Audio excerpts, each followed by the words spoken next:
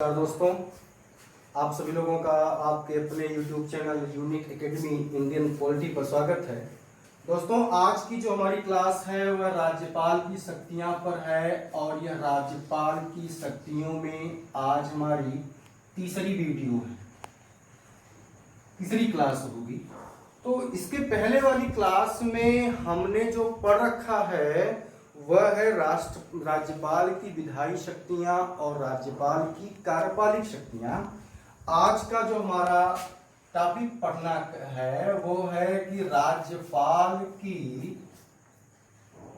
वित्तीय शक्तियां, राज्यपाल की वित्तीय शक्तियां, फाइनेंशियल पावर ऑफ गवर्नर। बहुत ही मजेदार टॉपिक है, आइए जुड़िए इसके साथ।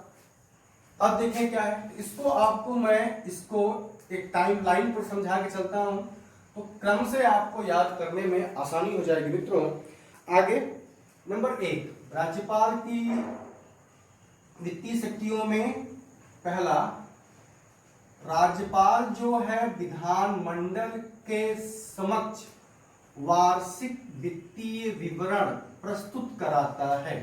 मतलब वार्षिक वित्तीय विवरण जिसको आप बजट बोलते हो, राज्य का जो बजट है वह राज्यपाल ही विधानमंडल के समक्ष प्रस्तुत कराता है।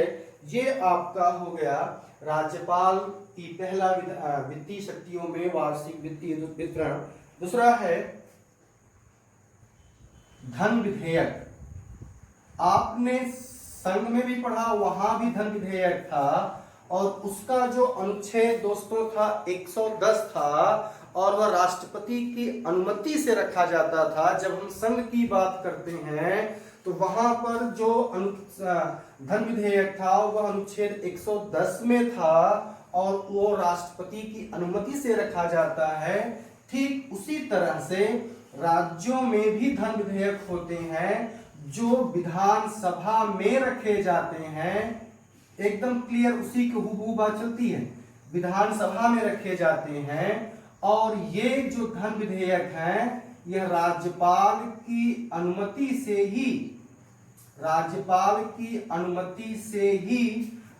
राज्य विधानसभाओं में रखे जाते हैं। इसका आर्टिकल आप कर दो के साथ कितना है तो 191, 110 संघ में धन विधेयक और 199 राज्यों में धन विधेयक। आगे, राज्यपाल की अनुमति से ही सरकार जो है खर्च के लिए अनुदान प्राप्त करती है। मैंने क्या कहा कि राज्यपाल की अनुमति से ही जो है राज्य कार्यपालिका धन खर्च करने के लिए, किसी आवश्यक कार्य के लिए वह अनुदान प्राप्त करती है। अगला एक वित्तीय, मैंने कहा ना वित्तीय शक्तियां, तो एक टाइम लाइन को याद कर लें, बस यही है वित्तीय शक्ति। अगला राज्य वित्त आयोग। राज्य वित्त आयोग जो है ये किसकी नियुक्ति गठन राज्यपाल करता है।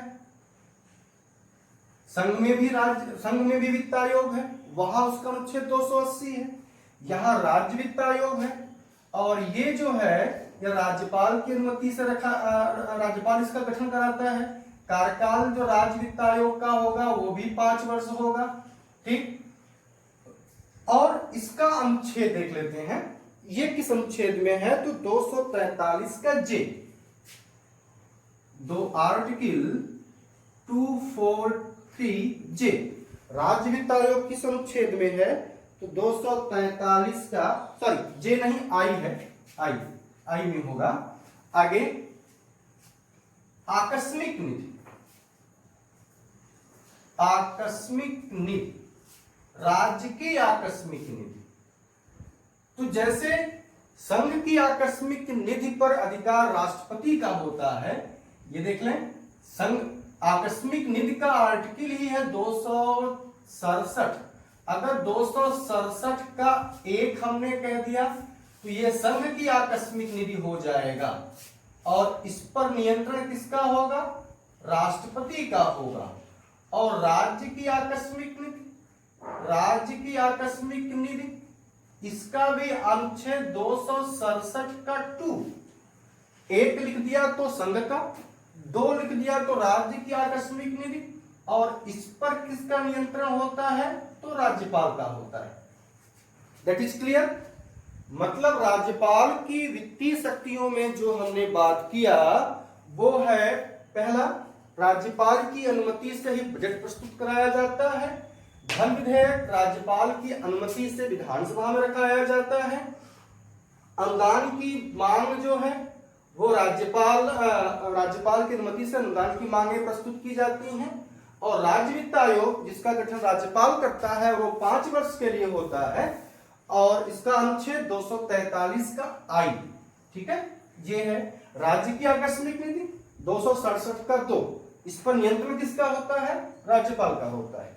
तो राज्यपाल की वित्तीय शक्तियों में हमने ये देख लिया कि कौन कौन से आते हैं। ठीक है, अब अगला हम चलते हैं। अगला, राज्यपाल की न्यायिक शक्तियां। राज्यपाल की न्यायिक शक्तियां देखते हैं, वो क्या है? राज्यपाल की न्यायिक शक्तियां, ये मिटाने वाला दूर चला गया था दोस्तों, उसको लेने की आवश्यकता होगी। राज्यपाल की न्यायिक शक्तियां ये देख लेते हैं। वित्तीय शक्तियां मैंने आपको बता दिया। अब चलते हैं राज्यपाल की न्यायिक शक्तियां। तो राज्यपाल की न्यायिक शक्तियां, जुडिशियल पावर, गवर्नर की न्यायिक शक्तियां, तो नंबर 1, क्षमादान का अधिकार। क्षमादान का अधिकार, यहां पर राज्य लोक सेवा आयोग, यहां पर दोस्तों राज्य लोक सेवा आयोग अपनी कलम तोड़ देता है और इसका आपसे अक्सर जो है आर्टिकल पूछ देता है। इसका अक्सर जो है आर्टिकल पूछ देता है। तो अनुच्छेद हो गया आपका 161, याद हो जाएगा। इसका जो आर्टिकल हो गया वो हो गया आपका अनुच्छेद 161। अब इसमें समझ ले क्या है कि जहां तक राज्य की कार्यपालिक शक्ति का विस्तार है, जहां तक राज्य की कार्यपालिक शक्ति का विस्तार है, वहां तक राज्यपाल जो है, यहां सुन लें, दंड की मात्रा को कम कर सकता है, उसको एकदम समाप्त कर सकता है, दंड की मात्रा को निलंबित कर सकता है, एकदम समाप्त कर सकता है। परंतु अगर फांसी दी गई है तो इसको समाप्त नहीं कर सकता। यही एक अपवाद है जो राष्ट्रपति को मिला है। फांसी अगर किसी को सजा के रूप में दिया गया है तो उसको एकदम माफ नहीं कर सकता, उसको राज्यपाल समाप्त नहीं कर सकता। यह अधिकार सिर्फ राष्ट्रपति के पास है। अगली बात इसी में, अगर किसी व्यक्ति को सेना न्यायालय द्वारा या सैन्य न्यायालय द्वारा उसको अपराधी घोषित किया गया है, सैन्य न्यायालय की दृष्टि में किसी व्यक्ति ने अपराध किया है या उसके खिलाफ कोर्ट मार्शल हुआ है, तो इस मामले में भी राज्यपाल की जो दोस्तों शक्ति है वह समाप्त हो जाती है। माने सैन्य न्यायालयों के मामले में राज्यपाल के पास कोई भी शक्ति नहीं है। फांसी के मामले में राज्यपाल के पास कोई शक्ति नहीं है। हाँ, अन्य जो दंड हैं उनकी मात्रा को, उनकी अवधि को वो समाप्त कर सकता है, एकदम समाप्त कर सकता है। ठीक है, अब इसमें हम राज्यपाल का एक चीज और आपको बता देना चाहते हैं कि राष्ट्रपति का वीटो पावर, राष्ट्रपति का वीटो पावर ये बता दें आपको। तो राष्ट्रपति का वीटो पावर जो दोस्तों है वो अनुच्छेद 111 में है, और उस 111 में वही है कि वो उसके समक्ष कोई विधेयक जाता है तो उसको वो अनुमति देता है या अपने पास रखता है या पुनर्विचार के लिए भेज सकता है। उसी तरह से राज्यपाल का भी वीटो पावर है। उसी प्रकार मित्रों राज्यपाल का भी वीटो पावर है। ठीक है, उसी प्रकार राज्यपाल का भी वीटो पावर है। तो वीटो पावर में क्या है? नंबर 1, जैसे पहला, हम अगर सामान्य विधेयक की चर्चा करें, ऑर्डिनरी बिल की चर्चा करें, तो इस पर राज्यपाल के पास क्या अधिकार है? नंबर एक, अगर हम समान विधेयक की बात करें, बहुत ध्यान से समझिएगा, उसको लिखते चलिएगा। अगर हम समान विधेयक पर बात करें और तो समान विधेयक में अगर दोनों सदनों से माने विधान परिषद और विधानसभा से पास होने के बाद अगर राज्यपाल के पास पहुंचता है, राज्यपाल उस विधेयक पर क्या कर सकता है? नंबर एक, उसने अगर विधेयक पर अपनी अनुमति दे दिया, विधेयक पर अनुमति दे सकता है, वो कानून बन जाएगा। नंबर दो, अनुमति नहीं दे सकता है तो वह समाप्त हो जाएगा। अनुमति नहीं दिया तो वह विधेयक क्या हो जाएगा? समाप्त हो जाएगा। ठीक। नंबर तीन, राष्ट्रपति को, नंबर तीन, राष्ट्रपति को वह विधेयक आरक्षित कर सकता है, आरक्षित कर सकता है। ठीक है। वीटो पावर आर्टिकल 200 और राष्ट्रपति को हस्ताक्षर आरक्षित कर दिया तो 201। यह है राज्यपाल का वीटो पावर, जो आपके एग्जाम के लिए बहुत ही इंपॉर्टेंट है। ठीक है, राष्ट्रपति को आरक्षित कर सकता है। एक कंडीशन और है, क्या? उसको मैं समझा के बता देता हूं। जैसे मान लीजिए हम राज्य विधानसभा की बात करें तो राज्य विधानसभा की जो राज्य विधानमंडल की बात करें तो यहां राज्यपाल हो गया। अगर विधान परिषद है तो ठीक, विधानसभा, ये देखिए। अब देखिए, इसको ही समझ लीजिए, इस चार्ट से समझ लेंगे, मामला क्लियर, एकदम एक कॉन्सेप्ट क्लियर हो जाएगा। विधानसभा में विधेयक आया, यहां से यह पास हो गया, विधान परिषद के पास आया, विधान परिषद ने भी इसको पास कर दिया, राज्यपाल के पास आया। अब राज्यपाल ने इस पर अनुमति दे दिया तो कानून बन गया, अनुमति नहीं दिया तो समाप्त हो गया। या गौर करें, तीसरी बात, या उसने उसको पुनर्विचार के लिए पुनः भेज दिया, पुनर्विचार, पुनर्विचार के लिए पुनः भेज दिया। अब विधान परिषद और विधानसभा उस विधेयक को बिल, अब विधान परिषद और विधानसभा उस विधेयक को उसी रूप में भेज दे या फिर उसमें राज्यपाल की बात को समाविष्ट कर दे। अब दूसरी कंडीशन में जब विधानसभा उसको अपने यहां से पास करके विधानसभा विधान परिषद के पास भेजती है, विधान परिषद ने इसको पास कर दिया, इस कंडीशन में राज्यपाल के पास आया। अब यहां पर राज्यपाल को अपनी अनुमति देना अनिवार्य है। माने जो राज्यपाल का यहां वीटो है, राज्यपाल का जो दोस्तों वीटो पावर है वह निलंबनकारी है। ठीक, एक बार और क्लियर कीजिए कि कोई समान विधेयक विधानसभा या विधान परिषद से पास होने के बाद राज्यपाल के पास गया, अनुमति दे दिया तो कानून बन गया, अनुमति नहीं दिया तो कानून नहीं बना। या फिर उसको पुनर्विचार के लिए भेज सकता है विधानसभा विधान परिषद को, विधान परिषद विधानसभा ने उसको पास करके भेज दिया तो अब राज्यपाल को इस बार जब भेज दिया तो हस्ताक्षर करना अनिवार्य हो जाएगा। ठीक है, तो ये राज्यपाल का समान विधेयकों के संबंध में वीटो पावर है। ठीक है, अब यहां पर राज्यपाल ने उसी विधेयक को आरक्षित कर दिया तो वहां पर राज्यपाल की भूमिका समाप्त हो जाती है। उस विधेयक पर अब हस्ताक्षर किसके होंगे? राष्ट्रपति के होंगे। ठीक है, आगे हम चलते हैं। ये तो मैंने आपको समान विधेयकों के बारे में बता दिया। अब अगला हम चलते हैं मनी बिल, धन विधेयक की बात करते हैं। मनी बिल का आर्टिकल हमने आपको बता रखा है। राज्य का जो धन विधेयक है वह दोस्तों आपका है 199।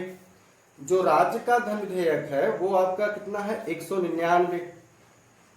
अब हम मनी बिल की बात करें तो मनी बिल के बारे में क्या है, नंबर 1, राज्यपाल सामान्यतया मनी बिल राज्यपाल के समक्ष रखा जाएगा, तो वह अनुमति दे दिया, अनुमति दे सकता है। नंबर 2, अनुमति नहीं दे सकता है, ध्यान सुने। नंबर 3, पुनर्विचार के लिए नहीं भेज सकता, पुनर्विचार के लिए नहीं भेज सकता, ठीक है। नंबर 4, राष्ट्रपति को आरक्षित कर सकता है। अब इसको समझें कैसे, ये देखिए, ये हमारा राज्यपाल, ये हमारा विधानसभा और ये हमारी Vidhan Parishad. That is clear. Money bill की बात कर रहे हैं तो मनी बिल जो है सेम कंडीशन वो है कि राज्यपाल की अनुमति से ही विधानसभा में रखी जाएगी, ठीक है। फिर ये विधान परिषद के पास गई, यहां दोनों जगह से ये पास हो गया, अब ये राज्यपाल के पास आएगी, तो राज्यपाल ने इस पर अनुमति दे दिया तो वह विधेयक पास हो गया। वह अनुमति नहीं दे सकता है, परंतु ये ध्यान दें कि वह पुनर्विचार के लिए विधानसभा विधान परिषद को नहीं भेज सकता। हाँ, राष्ट्रपति को वह विधेयक आरक्षित कर सकता है, राष्ट्रपति को वह विधेयक आरक्षित कर सकता है। यहां पर केवल यही बात जानना है कि पुनर्विचार के लिए दोनों सदनों को नहीं भेज सकता है, ठीक है। आगे इसमें जानने की जरूरत यह है कि सामान्यतः क्या होता है कि जब मनी बिल राज्यपाल के द्वारा ही प्रस्तुत किया जाता है तो राज्यपाल सामान्यतः इस पर हस्ताक्षर कर देता है, ठीक है। तो ये तो रहा दोस्तों आपका राज्यपाल की शक्तियां। जैसा कि मैंने आपसे वादा किया था कि मैं राज्यपाल की सारी शक्तियों को अलग अलग हेडिंग के द्वारा बताने का प्रयास करूंगा और मैंने आपको बता दिया। अब जो हमको पढ़ने की जरूरत है कि राज्यपाल की संवैधानिक स्थिति क्या है। दोस्तों ये बहुत मजेदार टॉपिक है। राज्यपाल की भारत के संविधान में या इंडियन पॉलिटी सिस्टम में कॉन्स्टिट्यूशनल पोजीशन ऑफ गवर्नर की क्या है। भारत के संविधान में कॉन्स्टिट्यूशनल पोजीशन राज्यपाल की क्या है, तो इसके बारे में बता दूं कि जब तक शुरुआती समयों में जब कांग्रेस का प्रभुत्व रहा और इसी को रजनी कुठारी ने यहां तक कहा कि भारत में वन पार्टी सिस्टम है, एक दलीय व्यवस्था लागू हो चुकी है, क्योंकि एक तो कांग्रेस जो आजादी के समय से ही है और जिसने देश को आजाद करा, उस पार्टी के प्रति लोगों की संवेदना बहुत अतुलनीय थी। उसके अलावा आजादी के नेता भी कांग्रेस से जुड़े थे। सरदार वल्लभ भाई पटेल, जवाहरलाल नेहरू, मौलाना अबुल कलाम आजाद, तमाम ऐसे नेता जो कांग्रेस से जुड़े रहे। तो कांग्रेस के प्रति लोगों की फेथ, लोगों की आस्था बहुत ज्यादा थी। इसलिए शुरुआती समयों में कांग्रेस पार्टी का प्रभुत्व अधिक था और कांग्रेस के ही हर राज्यों में भी सरकारें बनती थी। तो राज्यपाल केवल एक सोने की एक चिड़िया के समान होता था जिसको एक ताबूत में बंद कर देता। उसका काम ये होता था विधानसभा से कोई विधेयक है उसको हस्ताक्षर कर दे। लेकिन जब केंद्र और राज्यों में सरकारें अलग अलग बनने शुरू हो गईं, तब राज्यपाल का पद बड़ा इंटरेस्टिंग और बड़ा डिस्प्यूटेड हो गया। क्यों? जो भी केंद्र में सरकार रहती उसी का एजेंट राज्यपाल के रूप में राज्यों में कार्य करता। जब वो राज्यों में कार्य करता, सपोज दैट कि केंद्र में भाजपा की गवर्नमेंट है और राज्य में सपा की गवर्नमेंट है, तो क्या होगा, केंद्र का ही भारतीय जनता पार्टी का कोई व्यक्ति जो है राज्य में राज्यपाल बनेगा। तो जाहिर सी बात है कि राज्यपाल और राज्य के सीएम उत्तर प्रदेश के अखिलेश यादव, उसका मान लीजिए वो हैं, उनके पक्ष नहीं बनेगी, डिस्प्यूट होता रहेगा। तो ये मामले जो है बहुत ही डिस्प्यूटेड रहे हैं। जल्दी में सीबीआई की रेड को लेकर पश्चिम बंगाल में ममता बनर्जी और वहां के राज्यपाल के प्रति जो है बहुत बड़ा विमर्श फैला। तो ये राज्यपाल का बहुत बड़ा डिस्प्यूटेड हो गया। एक समय था 1999 में, 1999 में उत्तर प्रदेश में एक ही दिन 2 मुख्यमंत्री कार्य कर रहे थे, कल्याण सिंह और जगदम्बिका पाल। बड़ी इंटरेस्टिंग कहानियां वो हैं। तो राज्यपाल का क्या पद है भारत के संविधान में, क्यों इसको रखा गया है, तो इसको हम देखते हैं। तो राज्यपाल को देखने के लिए दोस्तों इसके आर्टिकल के अकॉर्डिंग हम बात करें तो बड़ा मजा आएगा। आर्टिकल 154 अनुच्छेद 154, अनुच्छेद 154, एक आर्टिकल अनुच्छेद 163 और एक और आर्टिकल अनुच्छेद 164 का 2। इन 3 अनुच्छेदों से हम राज्यपाल की संवैधानिक स्थिति का पता लगा सकते हैं। तो राज्यपाल की संवैधानिक स्थिति में अनुच्छेद 154 कहता है कि राज्य का एक संवैधानिक प्रधान होगा। राज्य का एक संवैधानिक प्रधान होगा, माने राज्य की जो कार्यपालिक शक्ति है, कार्यपालिक शक्ति ये है कि राज्य की कार्यपालिक शक्ति जो होगी वह राज्यपाल के पास होगी, लेकिन वह इसका प्रयोग स्वयं नहीं करेगा। इस यहां पर 2 कंडीशन है कि स्वविवेक के कार्यों को छोड़कर, स्वविवेक के कार्यों को छोड़कर स्वयं कोई कार्य नहीं करेगा। राज्यपाल के पास जो कार्यपालिक शक्तियां हैं वह स्वयं के स्वविवेक के कार्य को छोड़कर अपने से कोई कार्य नहीं कर सकता। अनुच्छेद 163 कहता है कि राज्य में एक मंत्री परिषद होगी, राज्य में एक मंत्री परिषद होगी जिसका प्रधान मुख्यमंत्री होगा। बहुत ध्यान से सुने दोस्तों, जिसका प्रधान मुख्यमंत्री होगा और इस मंत्री परिषद और मुख्यमंत्री की सलाह से राज्यपाल कार्य करेगा। माने यहां पर ध्यान दे लें कि राज्यपाल को स्वविवेकी कार्यों को छोड़कर हमेशा मुख्यमंत्री और मंत्री परिषद की सलाह के अनुसार ही कार्य करना होगा। That is most important. अब यहां पर आपके दिमाग में यह प्रश्न बनना चाहिए कि स्वविवेकी वाले कार्य कौन से हैं, राज्यपाल के स्वविवेकी अधिकार कौन से हैं। तो ये देखिए, जिन पर राज्यपाल को किसी की अनुमति या किसी की सलाह लेने की आवश्यकता नहीं है, वो क्या है। खास बात, बहुत इंपॉर्टेंट बात सुनिए कि राज्यपाल ने अब कार्यकाल के दौरान स्वविवेक से जो भी कार्य किया है, राज्यपाल ने अपने कार्यकाल के दौरान स्वविवेक से जो भी कार्य किया है उसका जो है न्यायालय में उस पर प्रश्न चिन्ह नहीं लगाया जा सकता। तो यहां पर राज्यपाल की स्वविवेकी शक्तियां क्या हैं वो देखिए। नंबर 1, यहां आप इसको नोट कर लेंगे, किसी विधेयक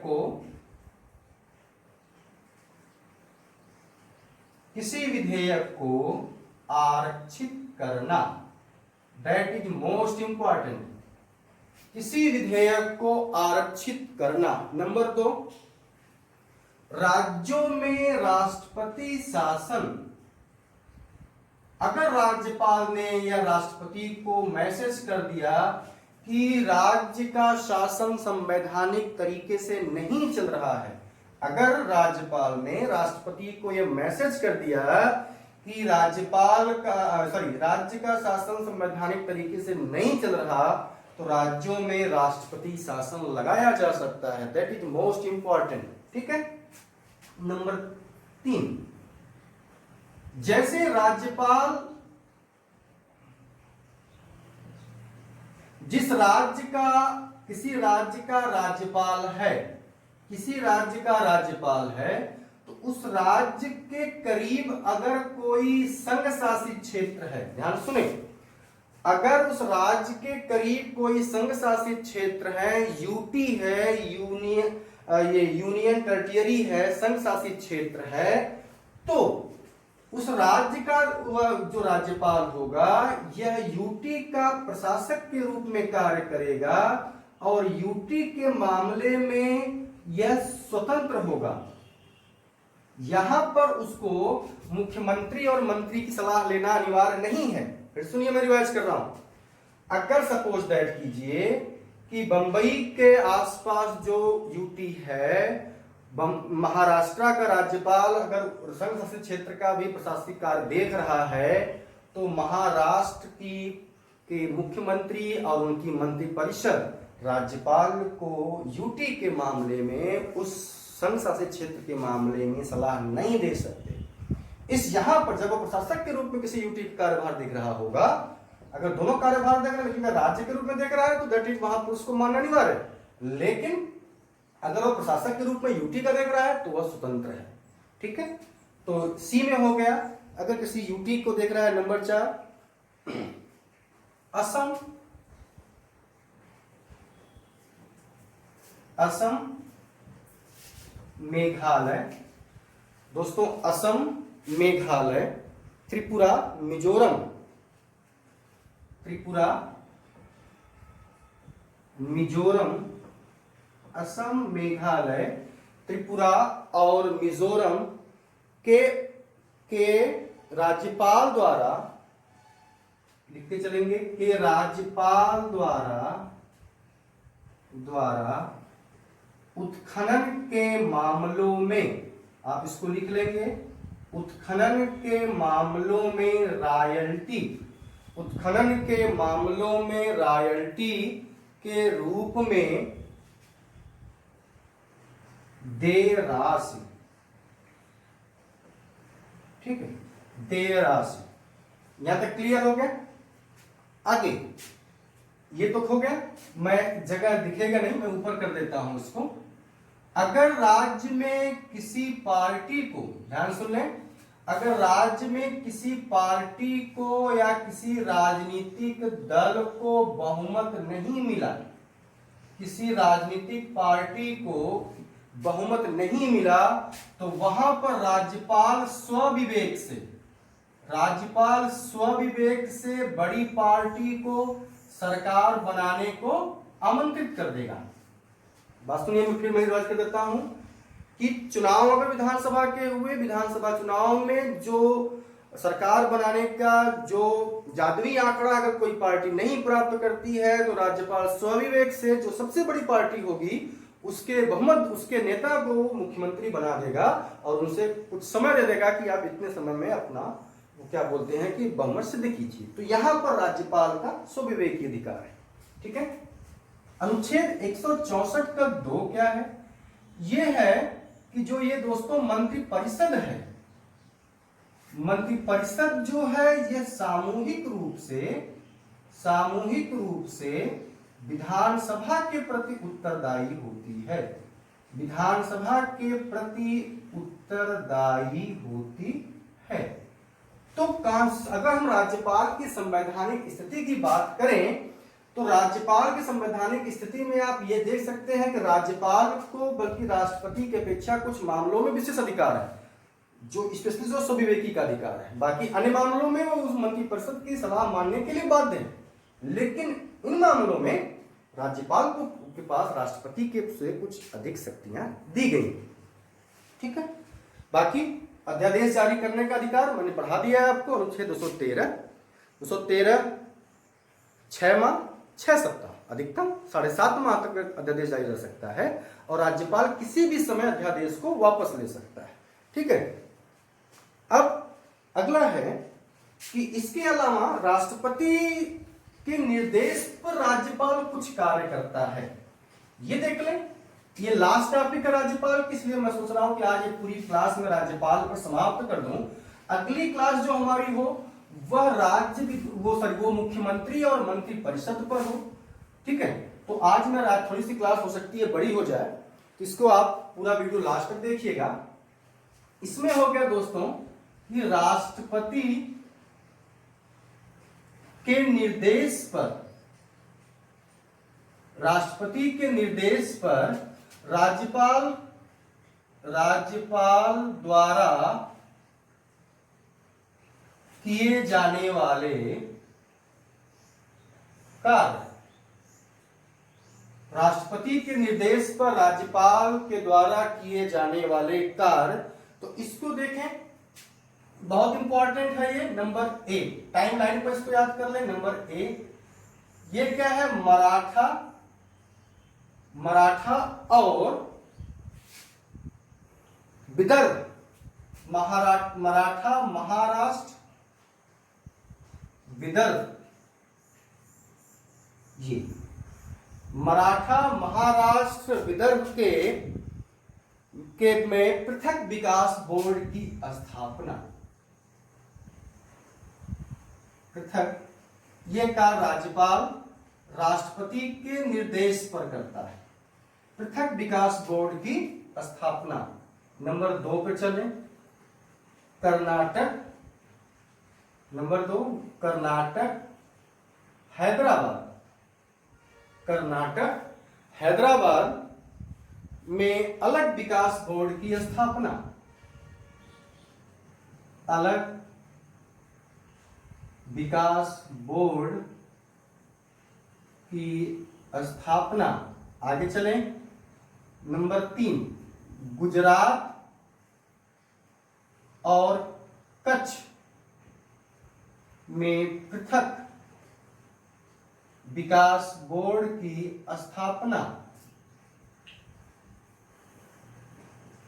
आगे नंबर 4, नागालैंड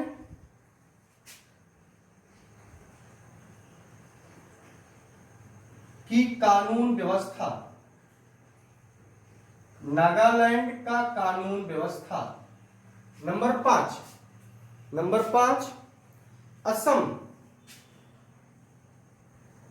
असम का जो जनजाति इलाका है, असम का जो जनजाति इलाका है, वहां की प्रशासनिक व्यवस्था।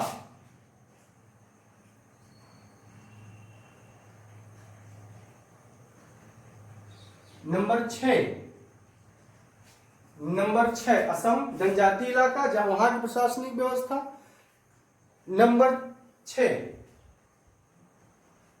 सिक्किम, यहां पर सामाजिक, आर्थिक नियोजन। आप इसी के आगे जोड़ लेंगे। नंबर 7 जगह नहीं है, मैं यहां इसको लिख देता हूं। नंबर 7 ऐसा 1 2 3 4 5 6 और 7, सातवां हमारे पास जगह नहीं है, तो मैं इसको लिखा देता हूं 7। अरुणाचल प्रदेश,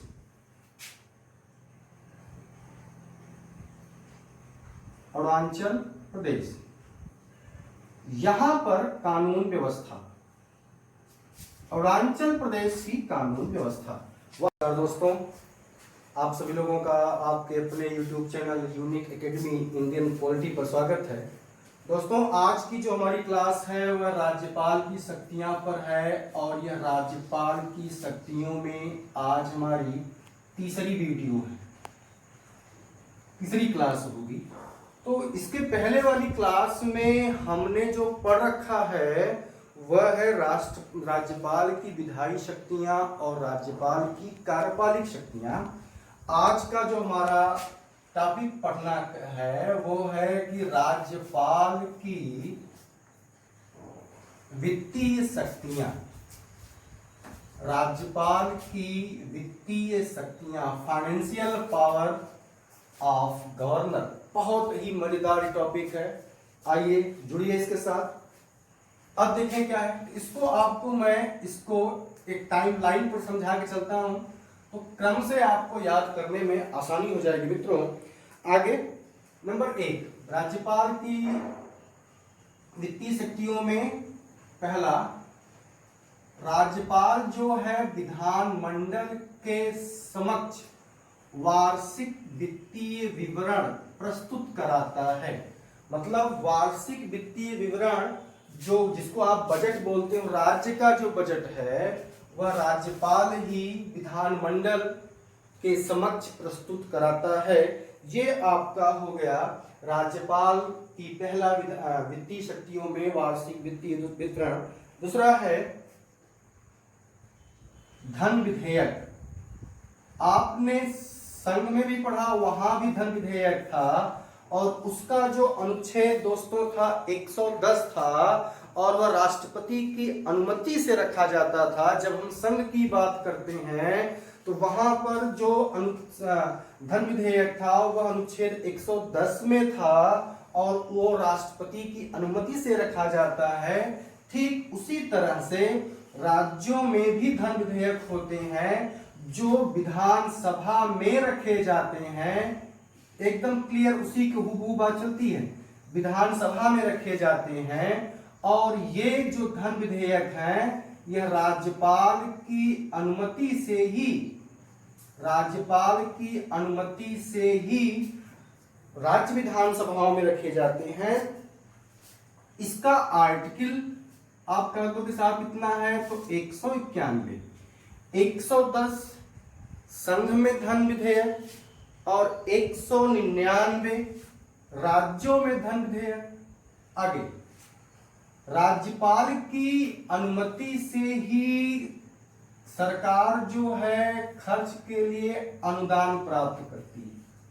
मैंने क्या कहा कि राज्यपाल की अनुमति से ही जो है राज्य कार्यपालिका धन खर्च करने के लिए, किसी आवश्यक कार्य के लिए वह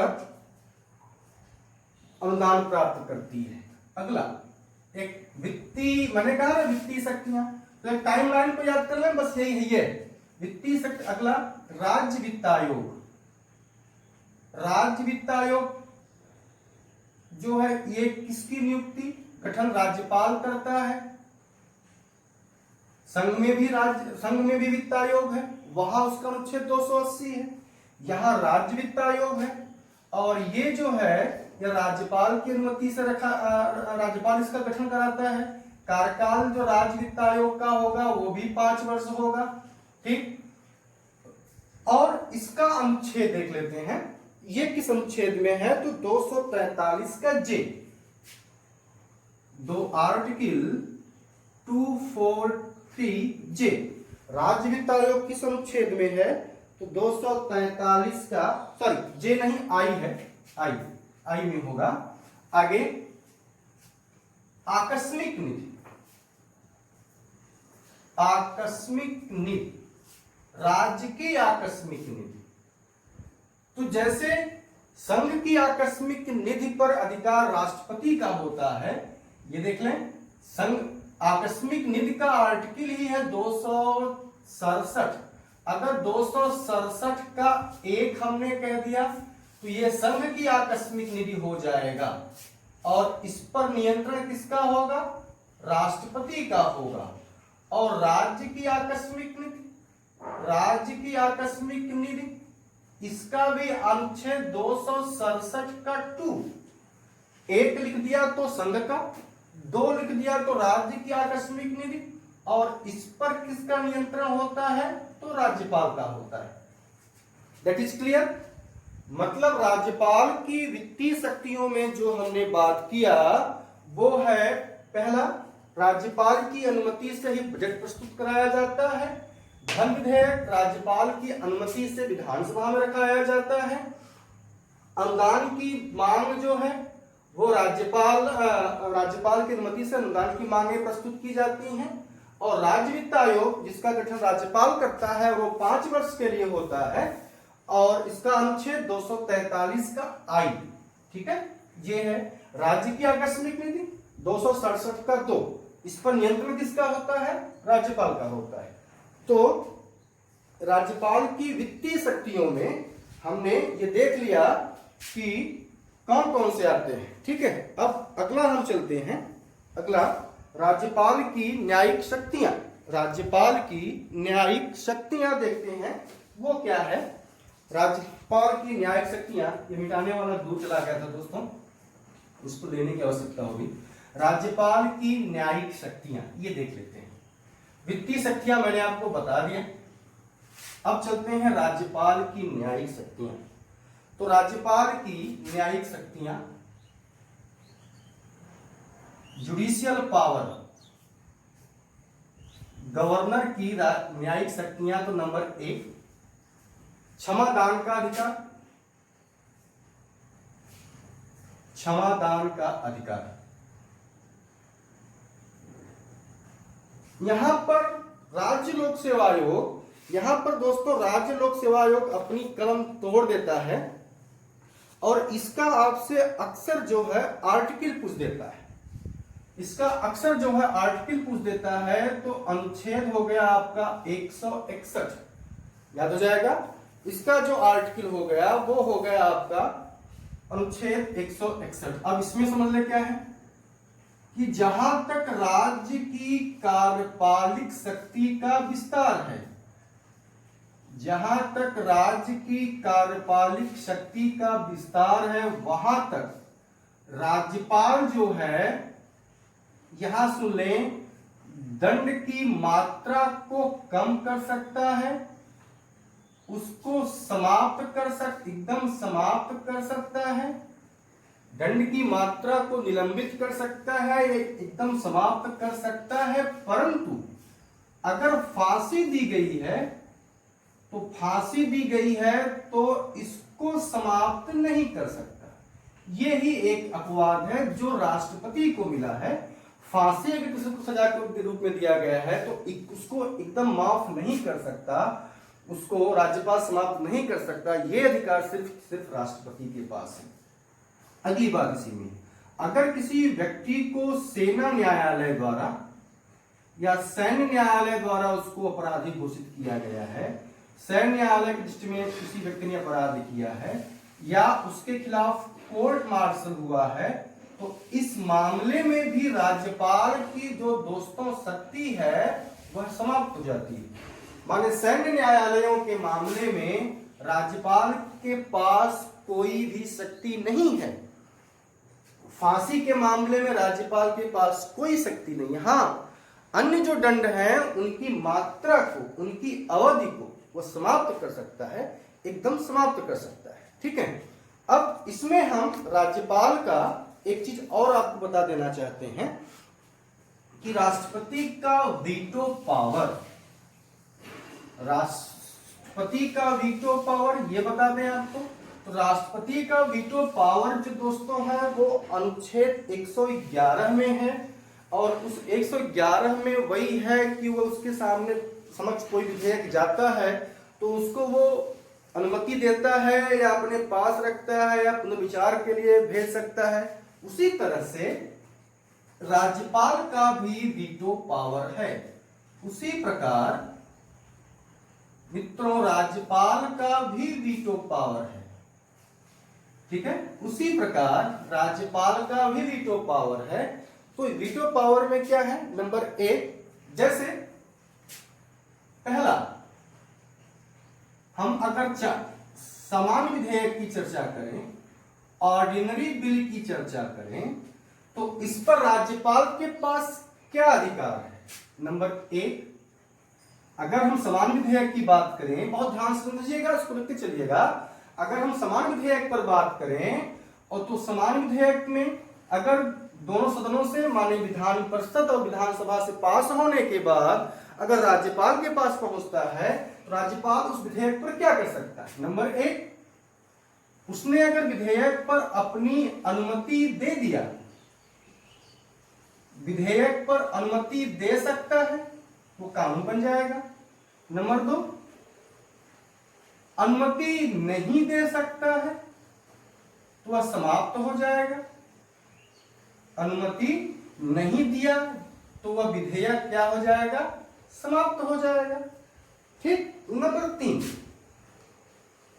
राष्ट्रपति को, नंबर 3, राष्ट्रपति को वह विधेयक आरक्षित कर सकता है, आरक्षित कर सकता है। ठीक है। वीटो पावर आर्टिकल 200 और राष्ट्रपति को हस्ताक्षर आरक्षित कर दिया तो 201। ये है राष्ट्रपति सॉरी राज्यपाल का वीटो पावर, जो आपके एग्जाम के लिए बहुत ही इंपॉर्टेंट है। ठीक है, राष्ट्रपति को आरक्षित कर सकता है। एक कंडीशन और है, क्या, उसको मैं समझा के बता देता हूं। जैसे मान लीजिए हम राज्य विधानसभा की बात करें, तो राज्य विधानसभा की जो राज्य विधानमंडल की बात करें तो यहां राज्यपाल हो गया। अगर विधान परिषद है तो ठीक, विधानसभा, ये देखिए। अब देखिए इसको ही समझ लीजिए, इस चार्ट से समझ लेंगे, मामला क्लियर, एकदम एक कॉन्सेप्ट क्लियर हो जाएगा। विधानसभा में विधेयक आया, यहां से यह पास हो गया, विधान परिषद के पास आया, विधान परिषद ने भी इसको पास कर दिया, राज्यपाल के पास आया। अब राज्यपाल ने इस पर अनुमति दे दिया तो कानून बन गया, अनुमति नहीं दिया तो समाप्त हो गया। या गौर करें, तीसरी बात, या उसने उसको पुनर्विचार के लिए पुनः भेज दिया,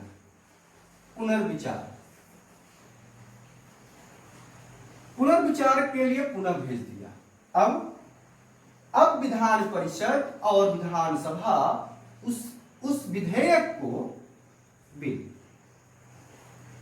अब विधान परिषद और विधानसभा उस विधेयक को उसी रूप में भेज दे, या फिर उसमें राज्यपाल की बात को समाविष्ट कर दे। अब दूसरी कंडीशन में जब विधानसभा उसको अपने यहां से पास करके विधान परिषद के पास भेजती है, विधान परिषद ने इसको पास कर दिया, इस कंडीशन में राज्यपाल के पास आया। अब यहां पर राज्यपाल को अपनी अनुमति देना अनिवार्य है। माने जो राज्यपाल का यहां वीटो है, राज्यपाल का जो दोस्तों वीटो पावर है वह निलंबनकारी है।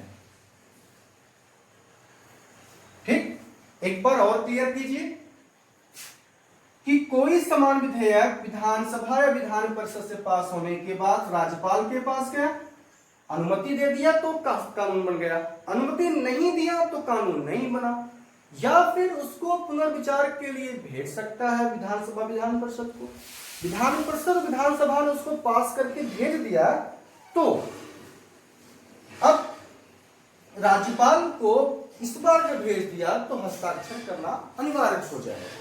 ठीक है, तो ये राज्यपाल का समान विधेयकों के संबंध में वीटो पावर है। ठीक है, अब यहां पर राज्यपाल ने उसी विधेयक को आरक्षित कर दिया तो वहां पर राज्यपाल की भूमिका समाप्त हो जाती है। उस विधेयक पर अब हस्ताक्षर किसके होंगे? राष्ट्रपति के होंगे। ठीक है, आगे हम चलते हैं। ये तो मैंने आपको समान विधेयकों के बारे में बता दिया। अब अगला हम चलते हैं मनी बिल, धन विधेयक की बात करते हैं।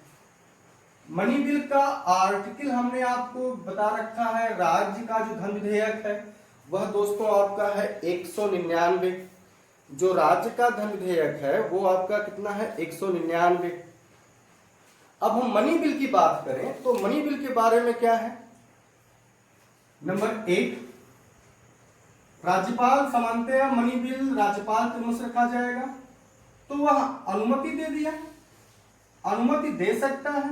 नंबर 2, अनुमति नहीं दे सकता है, ध्यान सुने। नंबर 3, पुनर्विचार के लिए नहीं भेज सकता, पुनर्विचार के लिए नहीं भेज सकता। ठीक है। नंबर 4, राष्ट्रपति को आरक्षित कर सकता है। अब इसको समझें कैसे, ये देखिए, ये हमारा राज्यपाल, ये हमारा विधानसभा और ये हमारी Vidhan Parishad. That is clear. Money bill की बात कर रहे हैं तो मनी बिल जो है सेम कंडीशन वो है कि राज्यपाल की अनुमति से ही विधानसभा में रखी जाएगी। ठीक है। फिर ये विधान परिषद के पास गई, यहां दोनों जगह से ये पास हो गया। अब ये राज्यपाल के पास आएगी, तो राज्यपाल ने इस पर अनुमति दे दिया तो वह विधेयक पास हो गया। वह अनुमति नहीं दे सकता है, परंतु ये ध्यान दें कि वह पुनर्विचार के लिए विधानसभा विधान परिषद को नहीं भेज सकता। हाँ, राष्ट्रपति को वह विधेयक आरक्षित कर सकता है, राष्ट्रपति को वह विधेयक आरक्षित कर सकता है। यहां पर केवल यही बात जानना है कि पुनर्विचार के लिए दोनों सदनों को नहीं भेज सकता है। ठीक है, आगे इसमें जानने की जरूरत यह है कि सामान्यतः क्या होता है कि जब मनी बिल राज्यपाल के द्वारा ही प्रस्तुत किया जाता है तो राज्यपाल सामान्यतः इस पर हस्ताक्षर कर देता है। ठीक है, तो ये तो रहा दोस्तों आपका राज्यपाल की शक्तियां। जैसा कि मैंने आपसे वादा किया था कि मैं राज्यपाल की सारी शक्तियों को अलग अलग हेडिंग के द्वारा बताने का प्रयास करूंगा, और मैंने आपको बता दिया। अब जो हमको पढ़ने की जरूरत है कि राज्यपाल की संवैधानिक स्थिति क्या है। दोस्तों ये बहुत मजेदार टॉपिक है। राज्यपाल की भारत के संविधान में या इंडियन पॉलिटी सिस्टम में कॉन्स्टिट्यूशनल पोजीशन ऑफ गवर्नर की क्या है। भारत के संविधान में कॉन्स्टिट्यूशनल पोजीशन राज्यपाल की क्या है, तो इसके बारे में बता दूं कि जब तक शुरुआती समयों में जब कांग्रेस का प्रभुत्व रहा, और इसी को रजनी कुठारी ने यहां तक कहा कि भारत में वन पार्टी सिस्टम है, एक दलीय व्यवस्था लागू हो चुकी है, क्योंकि एक तो कांग्रेस जो आजादी के समय से ही है और जिसने देश को आजाद करा, उस पार्टी के प्रति लोगों की संवेदना बहुत अतुलनीय थी। उसके अलावा आजादी के नेता भी कांग्रेस से जुड़े थे। सरदार वल्लभ भाई पटेल, जवाहरलाल नेहरू, मौलाना अबुल कलाम आजाद, तमाम ऐसे नेता जो कांग्रेस से जुड़े रहे। तो कांग्रेस के प्रति लोगों की फेथ, लोगों की आस्था बहुत ज्यादा थी। इसलिए शुरुआती समयों में कांग्रेस पार्टी का प्रभुत्व अधिक था, और कांग्रेस के ही हर राज्यों में भी सरकारें बनती थी। तो राज्यपाल केवल एक सोने की एक चिड़िया के समान होता था, जिसको एक ताबूत में बंद कर देता। उसका काम ये होता था विधानसभा से कोई विधेयक है उसको हस्ताक्षर कर दे। लेकिन जब केंद्र और राज्यों में सरकारें अलग अलग बननी शुरू हो गईं, तब राज्यपाल का पद बड़ा इंटरेस्टिंग और बड़ा डिस्प्यूटेड हो गया। क्यों? जो भी केंद्र में सरकार रहती, उसी का एजेंट राज्यपाल के रूप में राज्यों में कार्य करता। जब वो राज्यों में कार्य करता, सपोज दैट कि केंद्र में भाजपा की गवर्नमेंट है और राज्य में सपा की गवर्नमेंट है, तो क्या होगा? केंद्र का ही या भारतीय जनता पार्टी का कोई व्यक्ति जो है राज्य में राज्यपाल बनेगा। जाहिर सी बात है कि राज्यपाल और राज्य के सीएम उत्तर प्रदेश के अखिलेश यादव, उसका मान लीजिए वो हैं, उनके पक्ष नहीं बनेगी, डिस्प्यूट होता रहेगा। तो ये मामले जो है बहुत ही डिस्प्यूटेड रहे हैं। जल्दी में सीबीआई की रेड को लेकर पश्चिम बंगाल में ममता बनर्जी और वहां के राज्यपाल के प्रति जो है बहुत बड़ा विमर्श फैला। तो ये राज्यपाल का बहुत बड़ा डिस्प्यूटेड हो गया। एक समय था 1999 में, 1999 में उत्तर प्रदेश में एक ही दिन 2 मुख्यमंत्री कार्य कर रहे थे, कल्याण सिंह और जगदम्बिका पाल। बड़ी इंटरेस्टिंग कहानियां वो हैं। तो राज्यपाल का क्या पद है भारत के संविधान में, क्यों इसको रखा गया है, तो इसको हम देखते हैं। तो राज्यपाल को देखने के लिए दोस्तों इसके आर्टिकल के अकॉर्डिंग हम बात करें तो बड़ा मजा आएगा। आर्टिकल 154 अनुच्छेद 154, अनुच्छेद 154, एक आर्टिकल अनुच्छेद 163 और एक और आर्टिकल अनुच्छेद 164 का 2। इन 3 अनुच्छेदों से हम राज्यपाल की संवैधानिक स्थिति का पता लगा सकते हैं। तो राज्यपाल की संवैधानिक स्थिति में अनुच्छेद 154 कहता है कि राज्य का एक संवैधानिक प्रधान होगा। राज्य का एक संवैधानिक प्रधान होगा माने राज्य की जो कार्यपालिक शक्ति है, कार्यपालिक शक्ति ये है कि राज्य की कार्यपालिक शक्ति जो होगी वह राज्यपाल के पास होगी, लेकिन वह इसका प्रयोग स्वयं नहीं करेगा। इस यहां पर दो कंडीशन है कि स्वविवेक के कार्यों को छोड़कर, स्वविवेक के कार्यों को छोड़कर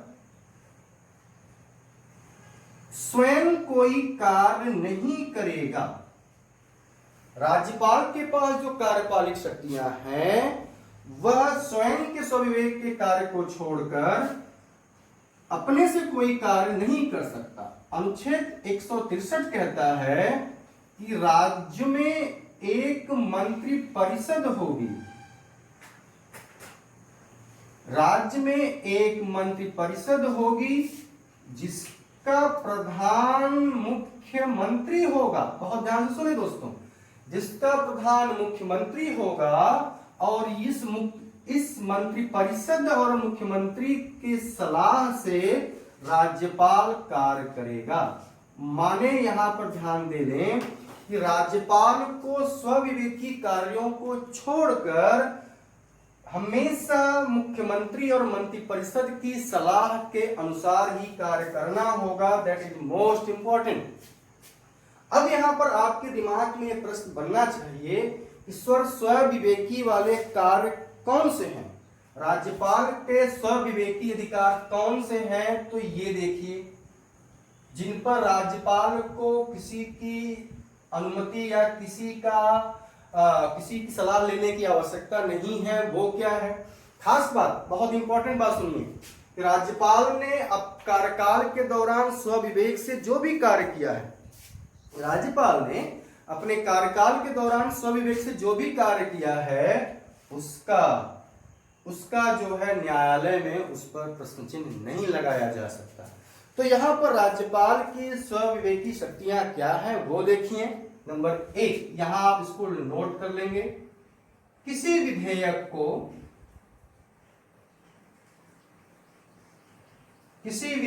को आरक्षित करना। दैट इज मोस्ट इंपॉर्टेंट, किसी विधेयक को आरक्षित करना। नंबर 2, राज्यों में राष्ट्रपति शासन। अगर राज्यपाल ने या राष्ट्रपति को मैसेज कर दिया कि राज्य का शासन संवैधानिक तरीके से नहीं चल रहा है, अगर राज्यपाल ने राष्ट्रपति को यह मैसेज कर दिया कि राज्य का शासन संवैधानिक तरीके से नहीं चल रहा, तो राज्यों में राष्ट्रपति शासन लगाया जा सकता है। That is most important. ठीक है। नंबर 3, जैसे राज्यपाल जिस राज्य का किसी राज्य का राज्यपाल है तो उस राज्य के करीब अगर कोई संघ शासित क्षेत्र है, ध्यान सुने, अगर उस राज्य के करीब कोई संघ शासित क्षेत्र है, यूटी है, यूनियन टेरिटरी है, संघ शासित क्षेत्र है, तो उस राज्य का जो राज्यपाल होगा यह यूटी का प्रशासक के रूप में कार्य करेगा और यूटी के मामले में यह स्वतंत्र होगा। यहां पर उसको मुख्यमंत्री और मंत्री की सलाह लेना अनिवार्य नहीं है। फिर सुनिए, मैं रिवाइज कर रहा हूं। अगर सपोज दैट कीजिए कि बंबई के आसपास जो यूटी है, महाराष्ट्र का राज्यपाल अगर संघ शासित क्षेत्र का भी प्रशासनिक कार्य देख रहा है, तो महाराष्ट्र के मुख्यमंत्री और उनकी मंत्री परिषद राज्यपाल को यूटी के मामले में, उस संघ शासित क्षेत्र के मामले में सलाह नहीं दे सकते। इस यहां पर जब वो प्रशासक के रूप में किसी यूटी का कार्यभार देख रहा होगा, अगर दोनों कार्यभार देख रहे हैं लेकिन राज्य के रूप में देख रहा है, तो दैट इज वहां पर उसको मानना अनिवार्य है। लेकिन अगर वो प्रशासक के रूप में यूटी का देख रहा है तो वह स्वतंत्र है। ठीक है। तो सी में हो गया। अगर किसी यूटी को देख रहा है, नंबर 4,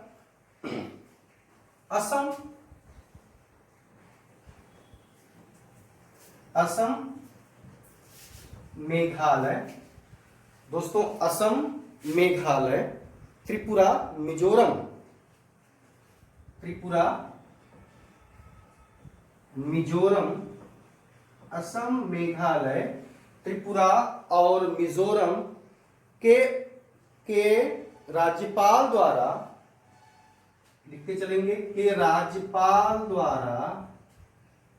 द्वारा उत्खनन के मामलों में, आप इसको लिख लेंगे, उत्खनन के मामलों में रॉयल्टी, उत्खनन के मामलों में रॉयल्टी के रूप में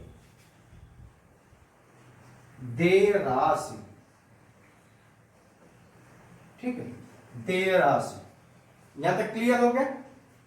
आगे ये तो हो गया, मैं जगह दिखेगा नहीं, मैं ऊपर कर देता हूं इसको। अगर राज्य में किसी पार्टी को, ध्यान सुन लें, अगर राज्य में किसी पार्टी को या किसी राजनीतिक दल को बहुमत नहीं मिला, किसी राजनीतिक पार्टी को बहुमत नहीं मिला, तो वहां पर राज्यपाल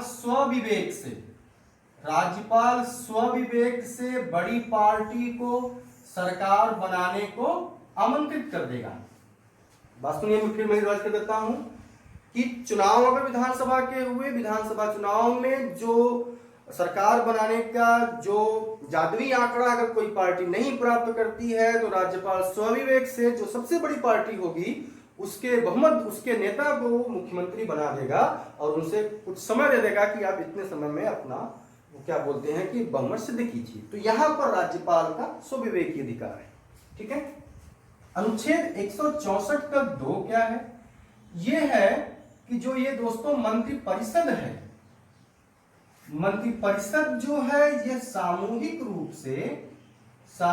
रूप से विधानसभा के प्रति उत्तरदायी होती है, विधानसभा के प्रति उत्तरदायी होती है।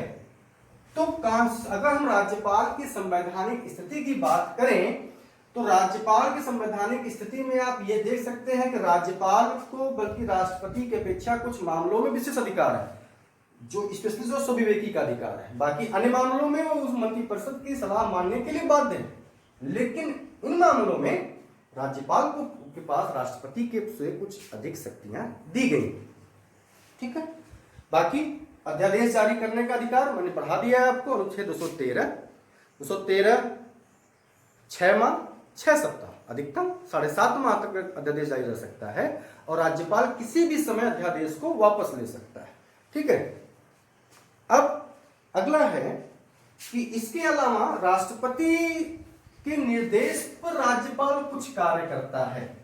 ये देख लें, ये लास्ट टॉपिक है राज्यपाल की, इसलिए मैं सोच रहा हूं कि आज ये पूरी क्लास में राज्यपाल पर समाप्त कर दूं। अगली क्लास जो हमारी हो वह वो मुख्यमंत्री और मंत्रिपरिषद पर हो, ठीक है।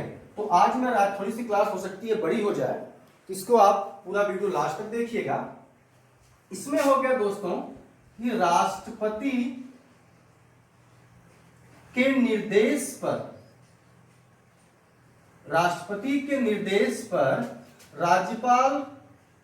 राज्यपाल द्वारा किए जाने वाले कार्य,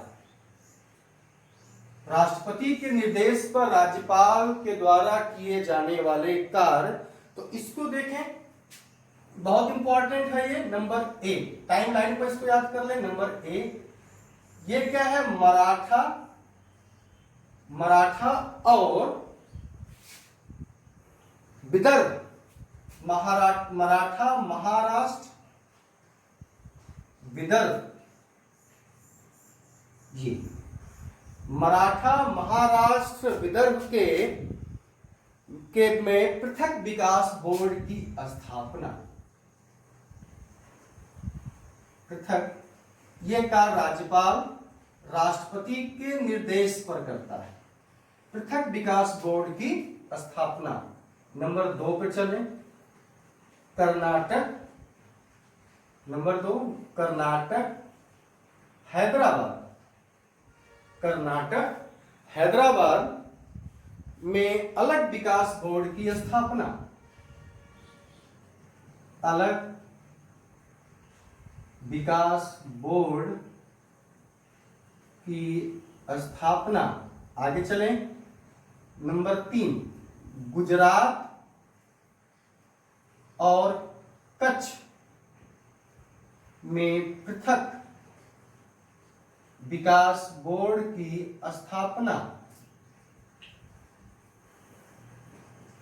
आगे नंबर 4, नागालैंड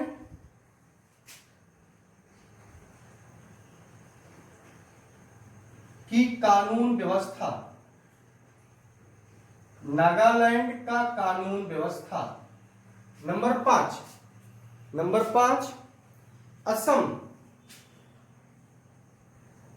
असम का जो जनजाति इलाका है, असम का जो जनजाति इलाका है वहां की प्रशासनिक व्यवस्था।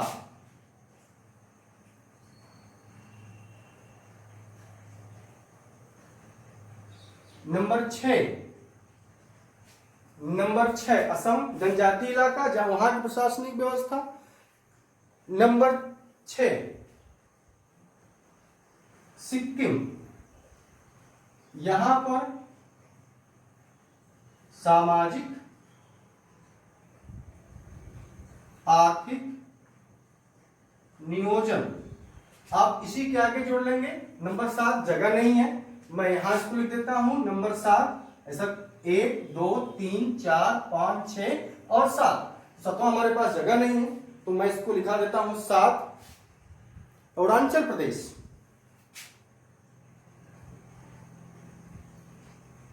अरुणाचल प्रदेश, यहां पर कानून व्यवस्था। अरुणाचल प्रदेश की कानून व्यवस्था वह रखना। ये राज्यपाल जो है राष्ट्रपति के निर्देश पर करता है। ठीक है, तो यहां ट्रिक में देखें कि ये तीनों आपका दक्षिण भारत, महाराष्ट्र, कर्नाटक और गुजरात। बाकी 4, 1 2 3 और 4, नागालैंड, असम, सिक्किम और अरुणाचल, ये नॉर्थ ईस्ट। तो 4 नॉर्थ ईस्ट याद रखें और 3 दक्षिण पश्चिम याद रखें। 4 जो है वो नॉर्थ ईस्ट याद रखें और 3 दक्षिण में। महाराष्ट्र, मराठा, विदर्भ पृथक विकास बोर्ड की स्थापना। कर्नाटक, हैदराबाद में अलग विकास बोर्ड की स्थापना। गुजरात, सिंध में अलग, गुजरात और कच्छ में, कच्छ ये साफ नहीं होगा, गुजरात और कच्छ में अलग विकास बोर्ड की स्थापना। ठीक है, तो ये जो है राष्ट्रपति के निर्देश पर राज्यपाल करता है। ठीक, तो आज हमारे राज्यपाल पर पूरा का पूरा क्लास खत्म। कहीं से आपको मैटर मिलता है आप उसको पढ़िए, मेरे नोट्स को पढ़िए, कापी हमारी जो आपको मैं पढ़ा रहा हूं उसको पढ़िए और मिलाकर पूरा एक सिस्टमेटिक आप तैयारी को अपने नया अंजाम दीजिए। आज के लिए बस इतना ही, धन्यवाद। रखना, ये राज्यपाल जो है राष्ट्रपति के निर्देश पर करता है।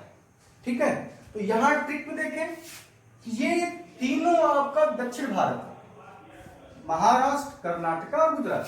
बाकी 4, 1 2 3 और 4, नागालैंड, असम, सिक्किम और अरुणाचल, ये नॉर्थ ईस्ट। तो 4 नॉर्थ ईस्ट याद रखें और 3 दक्षिण पश्चिम याद रखें। 4 जो है वो नॉर्थ ईस्ट याद रखें और 3 दक्षिण में।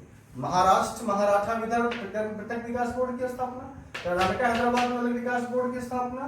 गुजरात, सिंध में अलग, गुजरात और कच्छ में, कच्छ ये साफ नहीं होगा, गुजरात और कच्छ में अलग विकास बोर्ड की स्थापना। ठीक है, तो ये जो है राष्ट्रपति के निर्देश पर राज्यपाल करता है। ठीक, तो आज हमारे राज्यपाल पर पूरा का पूरा क्लास खत्म। कहीं से आपको मैटर मिलता है आप उसको पढ़िए, मेरे नोट्स को पढ़िए, कापी हमारी जो आपको मैं पढ़ा रहा हूं उसको पढ़िए और मिलाकर पूरा एक सिस्टमेटिक आप तैयारी को अपने नया अंजाम दीजिए। आज के लिए बस इतना ही, धन्यवाद।